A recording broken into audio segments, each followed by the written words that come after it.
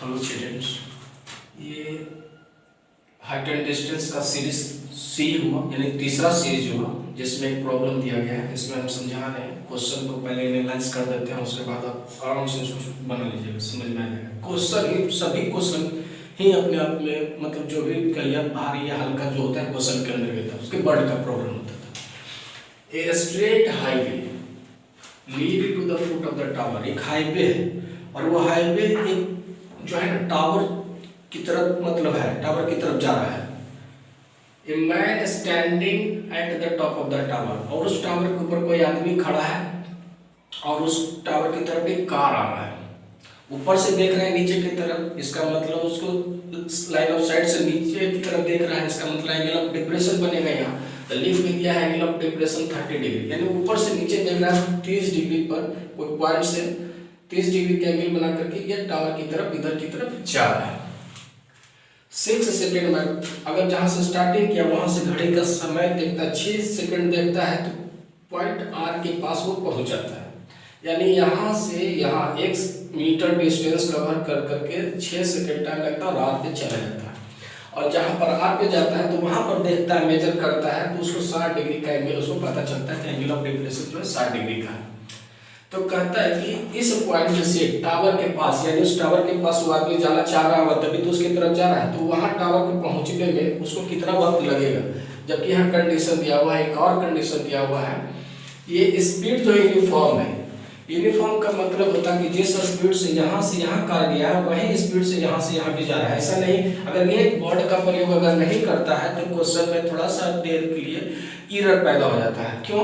क्योंकि मान लीजिए कि हम यहाँ से चल रहे थे थोड़ा देर किसी स्पीड से और यहाँ पर हमारा मन हुआ कि हम गाड़ी को स्लो कर देते हैं, या किसी का मन हो गया कि हम गाड़ी को स्पीड कर देते हैं, तो कम या ज़्यादा करेगा तो समय बदलेगा ना। तो ऐसी स्थिति में इस स्पीड यहाँ से स्पीड निकालने का भी यहाँ पर कोई फायदा नहीं होगा, इसीलिए ये वर्ड का प्रयोग करना जरूरी होता है। ये वर्ड कर देता है तो इसका मतलब ये है इस डिस्टेंस और इस टाइम के वजह से x का वैल्यू निकाल देंगे तो डिस्टेंस हो जाएगा, और इस टाइम से हमको इसकी स्पीड पता चल जाएगा तो ये स्पीड यहाँ भी काम हो जाएगा। और ये डिस्टेंस पाई किसी न किसी तरह से तो क्वेश्चन में हम निकाल ही लेंगे, तो डिस्टेंस हमको पता है ही या टाइम स्पीड पता ही है तो हम टाइम निकाल देंगे फॉर्मूला से। फॉर्मूला होता है ना, स्पीड बराबर होता है डिस्टेंस बटे टाइम का फॉर्मूला, तो ये से हम निकाल लेंगे। तो इसीलिए वर्ड का प्रयोग किया जाता है। चलिए जो क्वेश्चन था उसके हिसाब से हमारा ग्राफ होगा कि कोई आदमी है, ये टावर के पीपर पड़ा बैठा हुआ है और इस पॉइंट पर किसी कार को वो पॉइंट करता है जो उसकी तरफ आ रहा है। 30 डिग्री का एंगल डिप्रेशन बनाता था, इसलिए यहाँ पर हम लोग ऐसे इस तरह के कर देंगे क्योंकि लाइन ऑफ साइट ऐसे रहेगा।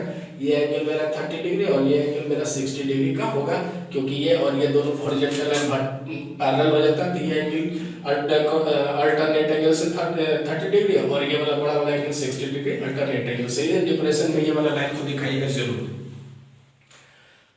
उसके बाद हम लोग को अगर RS को हम x मान लेते हैं और RQ को y मान लेते हैं और इसके हाइट को h मीटर मान लेते हैं, ये सारा लेट चीज है क्योंकि कुछ भी दिया नहीं हुआ। अब हम x y माने कुछ भी मान सकते हैं, P Q R S T अगर दिया हुआ तो कुछ भी मानिए, उसमें कोई दिक्कत नहीं है क्योंकि ये सब का फाइनली तो हमको आंसर है जो न्यूमेरिकल वैल्यू में ही आना है। तो देखिए जो गिवन है वो हम यहाँ लिख दिए हैं, लेट किया हुआ QR बराबर y, RS बराबर x, QS बराबर तो हो जाएगा ये यहाँ से यहाँ तक का जरूरत होगा तो x प्लस वाई का जरूरत होगा। PQ जो हाइट है उसको h हम मान लिए, सब यूनिट मीटर में दिया हुआ है। चलिए इस फिगर के लिए सबसे पहले 30 डिग्री अगर 60 डिग्री लगाते हैं तो परपेंडिकुलर बटे बेस यानी h बटे बाई हो गया। tan 60 डिग्री का वैल्यू √3 होता है, इसका भी वीडियो बना चुके हैं कि एंगल का वैल्यू कुछ कितना होता है, उसका भी पार्ट जरूर देखिएगा। स्टडी मैथ 11 के नाम से ये चैनल है, उसमें देखिएगा। तो इसमें हम लोग h निकाल के क्रॉस करेंगे तो बाई √3 है मेरा h का वैल्यू हो गया। अब आ जाए 1030 डिग्री का, तो 1030 यहाँ लेंगे तो हाइट यही रहेगा, लेकिन डिस्टेंस तो जो जहाँ पॉइंट रहता है जिस जगह पर आदमी वो खड़ा रहता है वो सारा डिस्टेंस वहाँ से कवर होता है। ऐसा नहीं कि ये वाला केवल x ओवर कवर। तो 1030 डिग्री परपेंडिकुलर बटे बेस यानी x प्लस बाई बेस इसका हो गया और हाइट तो h है। 1030 डिग्री का वैल्यू होता है 1 बटे √3 डाल दिए, h बटे x प्लस बाई क्रॉस करेंगे तो x प्लस बाई बराबर h √3 हो जाएगा और h का वैल्यू इसमें डाल दिए बाई √3 और √3 तो यहाँ बच गया 3 बाई हो जाएगा और इधर बाई है तो ये x का वैल्यू ये बाई इधर आ जाएगा तो घट करके 2 बाई हो जाएगा। इस तरह से x का वैल्यू हमको 2 बाई हो गया, यानी x जितना दूरी है उसका डबल दूरी हमको यहाँ, अगर बाई जितना दूरी है, मान लें कि बाई का वैल्यू 1 आता है तो इसका 2 हो जाएगा, क्योंकि बाई की वैल्यू से x का वैल्यू ज्यादा है।